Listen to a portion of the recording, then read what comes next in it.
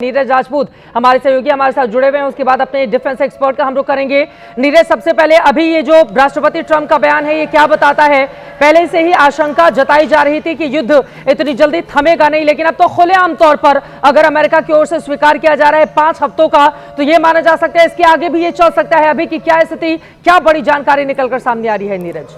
देखिए चित्रा, ये जो डोनाल्ड ट्रंप का जो बयान आया है अमेरिकी राष्ट्रपति का, ये सीधे तौर से दिखाता है कि वो चाहते नहीं हैं कि जो ईरान में जो सुप्रीम लीडर की, जो अयतुल्ला खामनेई की जो लेगेसी है उसको कंटिन्यू किया जाए। वहाँ पर जो शासन है, क्योंकि अब ईरान की तरफ से कोशिश ये की जा रही कि एक नया सुप्रीम लीडर वहाँ पर बनाया जाए, जिसकी 3 मेंबर्स कमेटी भी बनाई गई, जिसमें राष्ट्रपति भी हैं उनके।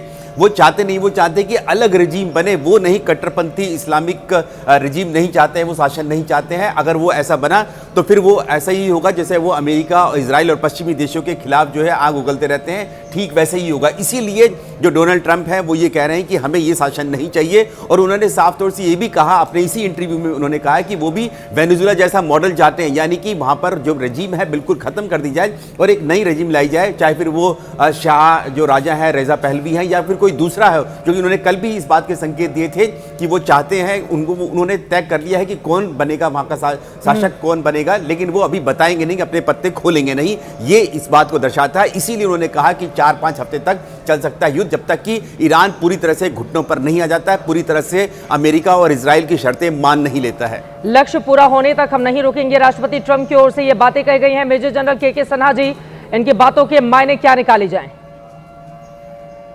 जय हिंद चित्रा जी।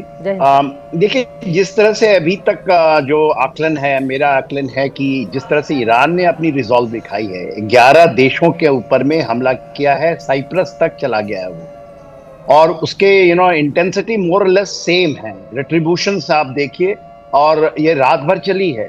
और सबसे ज्यादा जो क्षति आई कतर के अंदर में, एक रडार सिस्टम है जो $1 बिलियन का है अमेरिकन, उसको नष्ट किया है। बहुत बड़ा टारगेट है और बहुत बड़ी क्षति है। तो कहीं ना कहीं जो उसने जो कर रहा है वो उसके एक डिटर्मिनेशन, उसके फ्रस्ट्रेशन और उसकी जो हताशा है उसको दिखाता है। बिल्कुल। हाँ, कितना कोऑर्डिनेटेड है ये। मगर इसमें जो एंट्री हो रही है, जिसका विस्तार हो रहा है, जर्मनी, फ्रांस, यूके ने तो किया था, अब जर्मनी फ्रांस ने कर दिया, नाटो की एंट्री हो चुकी है। तो इसका विस्तार है। ईरान की तरफ से अभी तक कोई ऐसा नहीं है देश, चाहे वो रशिया या चाइना है, खुलकर आया है, मगर इसका विस्तार तो हुआ है। तो क्या ये ऐसा भी सिचुएशन होता है ना, इधर वर्ल्ड वॉर 1 में, वर्ल्ड वॉर 2 में धीरे धीरे करके पोलराइजेशन होके आप खेमों में बढ़ गई थी। मगर ईरान के साथ ऐसा नहीं लगता है कि कोई खुल करके साथ आएगा, मगर उसका रिजॉल्व है। बिल्कुल। अभी राजपूत साहब बता रहे थे कि चेंज ऑफ रिजीम की जो बात हो रही है वो सबसे बड़ा मुद्दा है।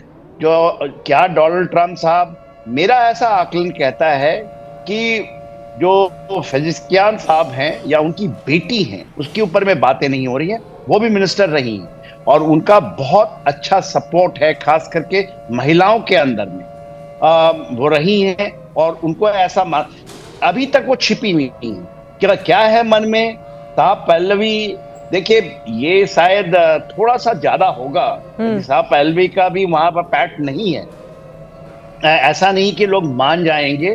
तो यंग जनरेशन से कुछ ना कुछ तो उनके दिमाग में है। वो कहते हैं कि हमें पता है कि किस तरह क्या रिट्रीब्यूशन 4-5 महीने चलेगा।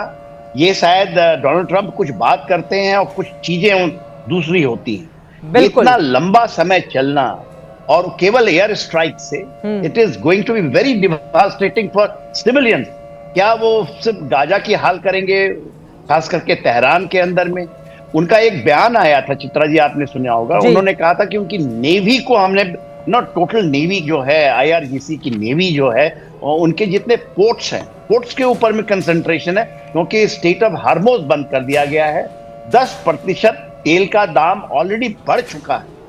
तो ये बढ़कर के लोगों का ऐसा भी आकलन है, 5 वीक यदि चला तो ये देखिए तेल का दाम 150 बैरल पर बैरल आ जाएगा $।